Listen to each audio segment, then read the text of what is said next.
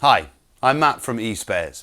In this video, I'll be showing you how to test and replace a heater element in this Whirlpool Tumble dryer. If your tumble dryer is no longer heating up, it may well be that the element has failed and it needs replacing. Now, safety first, always disconnect an appliance before carrying out any work. The next thing I need to do is to remove the top panel of the appliance by undoing the 3 screws that hold it in place.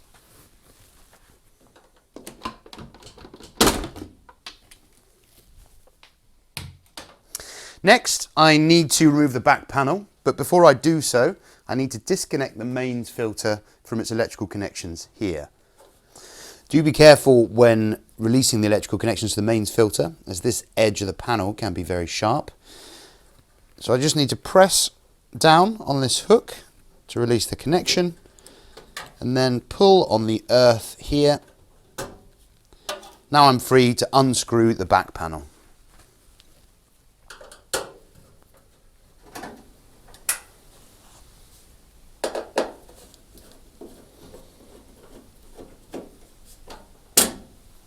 I've just put on safety gloves before removing the final screw, just to protect my hands as I remove the back panel.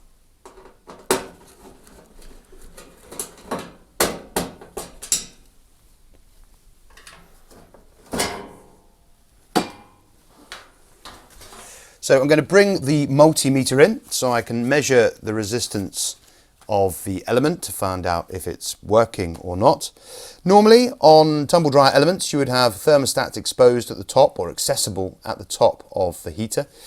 On this version we don't have that, so what I'm going to do is measure across the connections here, the groups of connections. So we have 3 wires here and 2 wires here.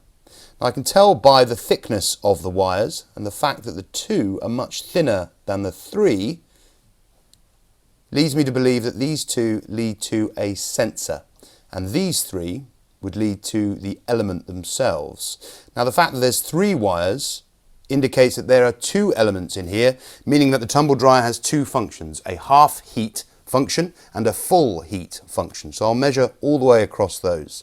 What I'll do is just disconnect the connections here before first measuring across the sensor.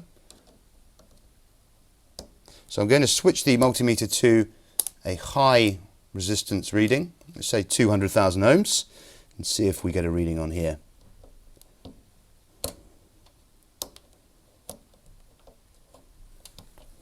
And there we can see we have a resistance of around 12,000 ohms.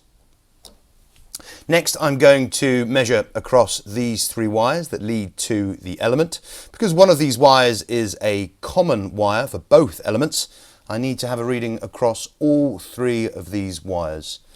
Let me try the first one. So 1, let's say, to the middle wire. Number 2, I'm just going to set the meter to a much lower reading because an element will have much less resistance. And we see we have a measurement there of 0.58. So if I measure from wire 1 to wire 3, I should be looking for a similar reading of 58 ohms. As you can see, we have no resistance here at all, which means that the element has failed and it needs replacing. So the next thing I need to do is to take the heater off by undoing the screws that hold it in place.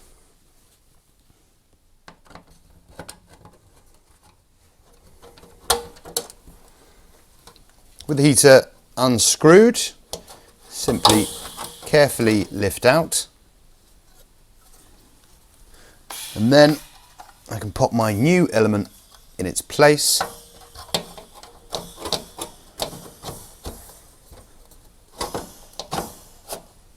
and screw it in.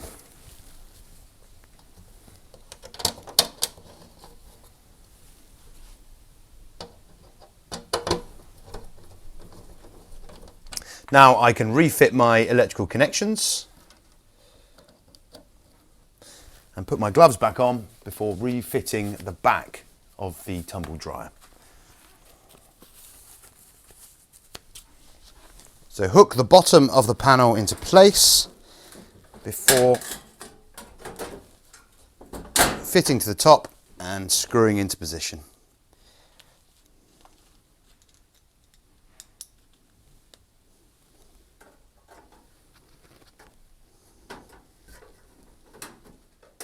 With the back panel screwed into place, I can now refit the connections to the mains filter.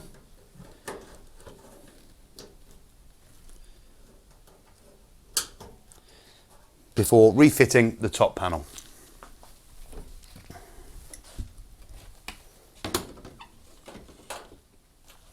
So there we have it, one new heater element tested and replaced on this Whirlpool Tumble dryer. Remember, spares and accessories for all the appliances around your home can be found on the eSpares website. Thanks for watching.